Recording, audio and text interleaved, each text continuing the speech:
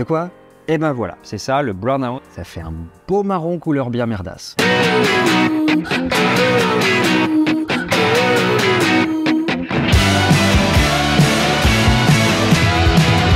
Salut, c'est Théo Duverger, expert en burn-out, mais dans cette vidéo, on va s'intéresser au brown-out. Brown-out, ça signifie manque d'énergie, une baisse de tension. En gros, tu n'as plus du tout de motivation, tu ne donnes plus de sens à ton travail. Alors, il faut faire attention parce que ce n'est pas une simple démotivation. Non, ici, on parle d'une vraie pathologie. Le burn-out, c'est un état qui est assez difficile à identifier précisément. Tu vois, c'est un petit peu comme si tu voulais identifier un mélange de couleurs. Imagine, on a un mélange entre le vert de la démotivation, le rouge du sentiment d'inutilité, le bleu de la perte d'attention, le jaune du repli sur soi. Alors, qu'est-ce que ça fait? Eh ben voilà, c'est ça, le burn-out, c'est une belle couleur merdasse. Et on est d'accord, personne, absolument personne, n'a envie d'être dedans. En fait, ce terme, il est tiré du monde de l'énergie. Ça signifie une baisse de tension dans un appareil électrique. Tu peux imaginer, si ton collègue, par exemple, fonctionne avec une batterie de 12 volts et que tu le branches sur une batterie de 8 volts, c'est là où tu vas voir clairement ce que ça veut dire manquer de jus. Tu vas voir qu'il va réaliser des tâches de manière assez mécanique, sans se soucier de leur qualité et en ayant en quelque sorte comme démissionné dans sa tête. Le burn-out prend racine dans la perte de sens au travail. Tu vois, le salarié a l'impression que son travail il est inutile, qu'il ne sert à rien du tout, à aucun accomplissement en particulier.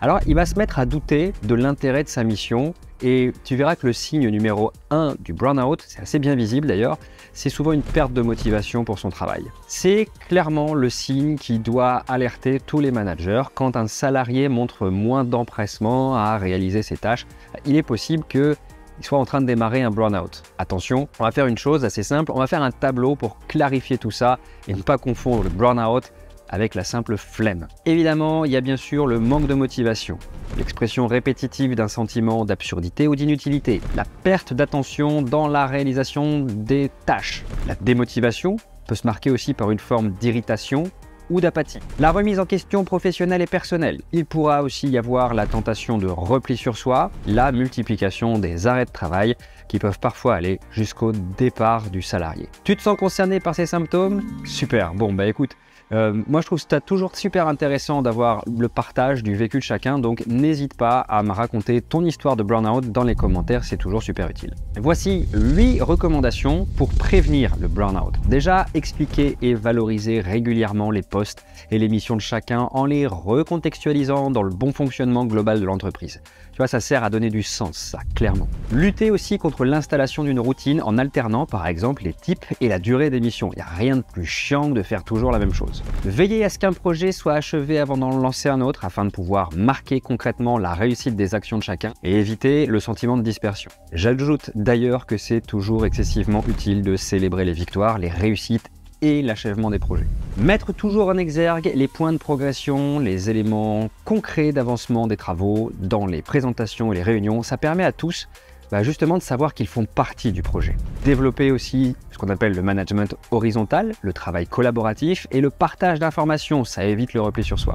Revoir l'organisation et le timing des réunions pour rendre plus efficaces, impliquantes et moins chronophages ces réunions. Développer des vrais moments de convivialité, des moments de respiration, les formations pratiques en petits groupes, ça aussi ça peut être intéressant. L'outil le plus efficace, de toute façon, c'est le dialogue constant entre le manager et le salarié. Ouf, oui, là-dessus il y a du boulot.